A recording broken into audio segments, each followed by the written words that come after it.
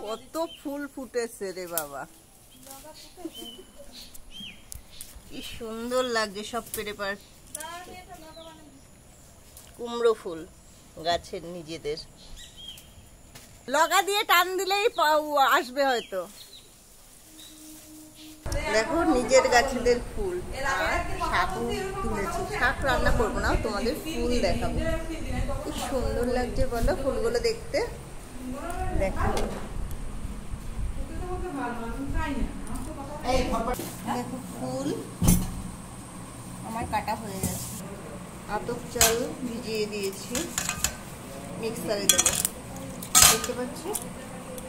এবার মিক্সারে দেবো এটা।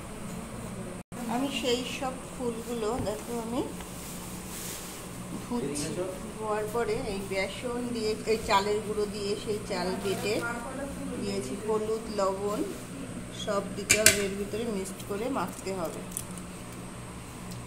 সেই চালের গুঁড়োটা তোমাদের দেখাতে পারিনি। আমি সেইগুলো বাড়ির গাছের ফুল, খুব সুন্দর হবে।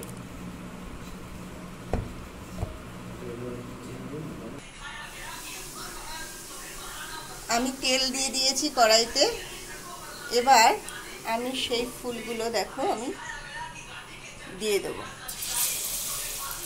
কুমড়ো ফুলগুলো দিয়ে দিচ্ছি। দেখতেই পাবে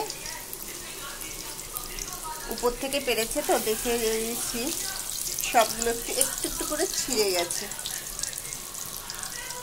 আমার একটা ফুল হয়ে গেছে, এবার আমি তুলবো। এবার ওই পাশটার ফুলটা আমি নামাবো। ভাল লাগছে কুমড়ো ফুলগুলো দেখতে বন্ধুরা, খুবই সুন্দর, খেতেও সেরকম।